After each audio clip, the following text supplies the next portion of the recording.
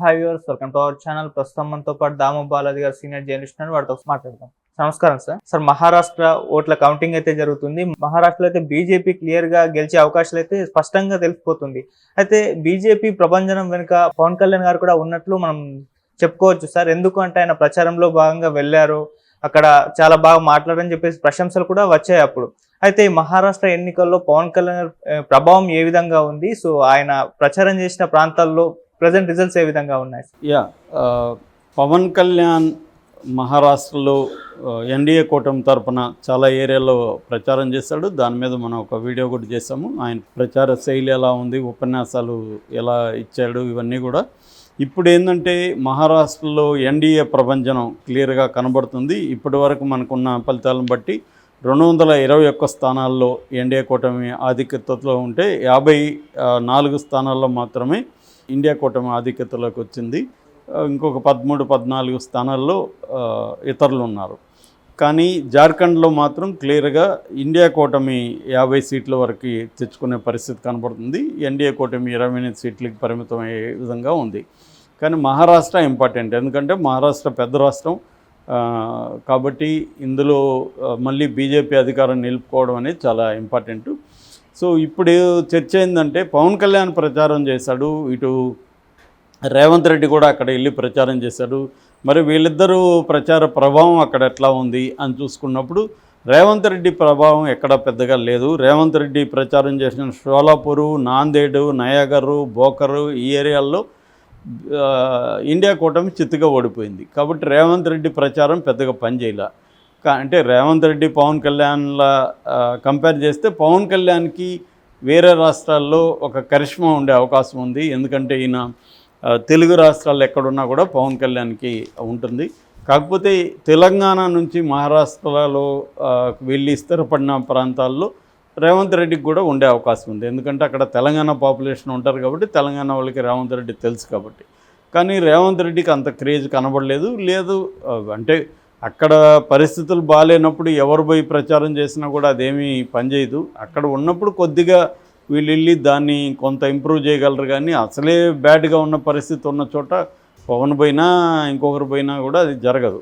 అయితే ఈ పవన్ పోయిన చోట్లు ఏవేవి, ఆయన ప్రభావం ఏమైనా ఉందా అని చూసుకున్నప్పుడు పవన్ పూణే, బల్లార్పూరు, డెక్కూరు, షోలాపూరు, లాతూరు ఈ ప్రాంతాలకి వెళ్ళాడు. వెళ్ళిన చోటంతా కూడా మంచి మెజార్టీతో బీజేపీనే ఆధిక్యతలో ఉన్నట్టుగా ఇప్పటివరకు మనకి వస్తుంది. పవన్ కళ్యాణ్ వెళ్ళిన చోట్ల ఎక్కడా కూడా ఎన్డీఏ కూటమి ఓడిపోయే పరిస్థితి కనబడలేదు. ఇప్పటికొచ్చిన దీన్ని బట్టి పూణే, బల్లార్పూరు, షోలాపూర్లో క్లియర్గా మెజార్టీ కనబడుతుంది. డెత్లూరు, లాతూరులో కొద్దిగా హోరాహోరీ ఉంది. కానీ ఎడ్జ్ అయితే బీజేపీ కూటమికే అక్కడ కూడా ఉంది. అంటే పవన్ కళ్యాణ్ దాదాపు మొత్తం 7-8 సభల్లో పాల్గొంటే మెజార్టీ ఇది అక్కడ ఎన్డీఏ కూటమికే విజయం వచ్చింది. ఇది పవన్ కళ్యాణ్ విజయంగా ఆల్రెడీ పవన్ కళ్యాణ్ అభిమానులు పెట్టుకుంటున్నారు. కొంతవరకు అది బూస్ట్ ఇచ్చి ఉండొచ్చు వాళ్ళకి. ఎందుకంటే తెలుగు ప్రజలు ఉన్న చోటంతా పవన్ కళ్యాణ్ చాలా జాగ్రత్తగా స్పీచ్ని కన్స్ట్రక్ట్ చేసుకున్నాను. నేను చెప్పాను, మామూలుగా ఆయన పద్ధతికి భిన్నంగా ఆయన ఊగిపోయి ఎమోషనల్గా మాట్లాడడం అనేది ఉంటుంది ఇక్కడైతే.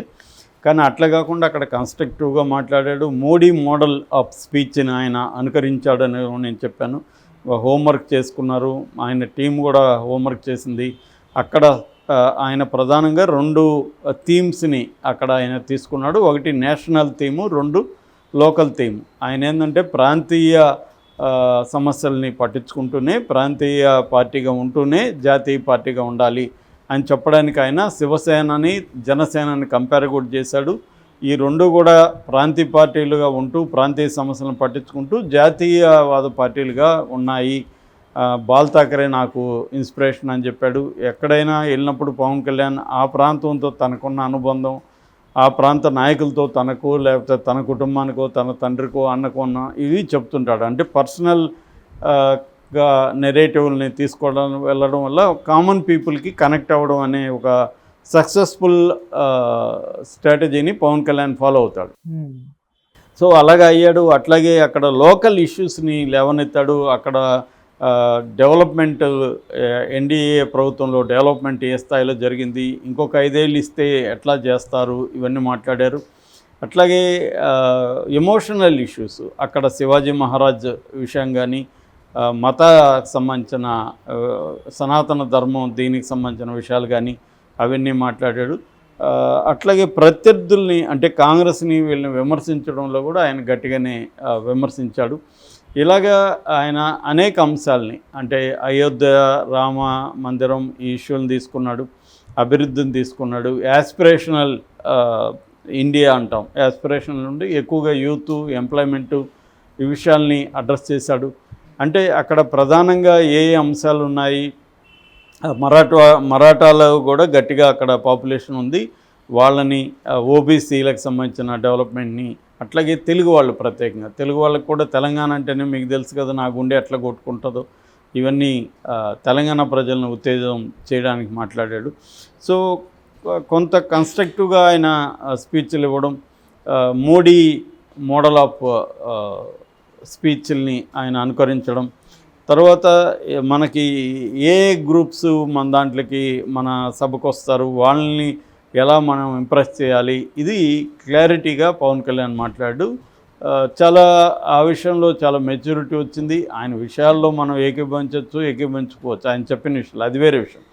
సో నేను ఇక్కడ ఏం చెప్తున్నానంటే ఆయన ఎలా ప్రజల్ని ఓటర్స్ని ముఖ్యంగా తెలుగు పాపులేషన్ని అట్రాక్ట్ చేయడానికి సక్సెస్ఫుల్గా ఆయన సభల్లో మాట్లాడాడు.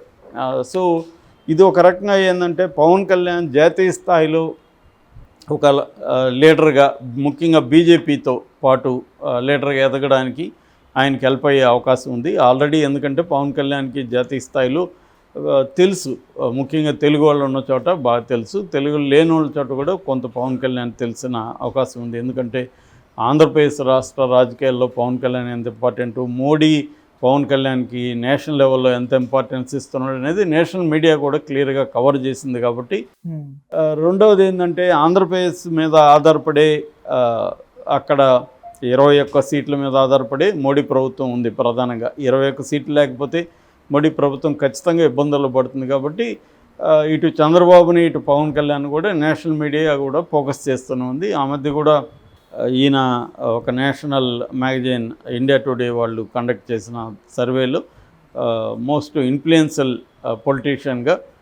పొలిటీషియన్ లిస్ట్లో ఈయన 5వ పేరు చంద్రబాబుది ఉందంటే దానికి ప్రధాన కారణం ఈయన మీద ఆధారపడి మోడీ ప్రభుత్వం ఉండడమే అనమాట. సో ఆ యాంగిల్లో పవన్ కళ్యాణ్ మెల్లమెల్లగా ముందు సౌత్ ఇండియాలో ఇంపార్టెంట్ ఫిగర్గా ఎదగడం, దాని తర్వాత నేషనల్ లెవెల్లో బీజేపీకి ఉపయోగపడడం ద్వారా తను కూడా నేషనల్ లెవెల్లో ఒక నోన్ పొలిటీషియన్గా ఎదగడం అన్న ఒక లాంగ్ టర్మ్ ప్లాన్ పవన్ కళ్యాణ్కి ఉంది. అది సక్సెస్ఫుల్గా ఆయన చేయగలుగుతున్నాడు అనేది కూడా మనకి మహారాష్ట్ర ఎన్నికల్లో మనకు కనబడుతుంది. ఒక రకం పవన్ కళ్యాణ్కి కూడా ఇది బూస్ట్ ఇస్తుంది ఈ రిజల్ట్.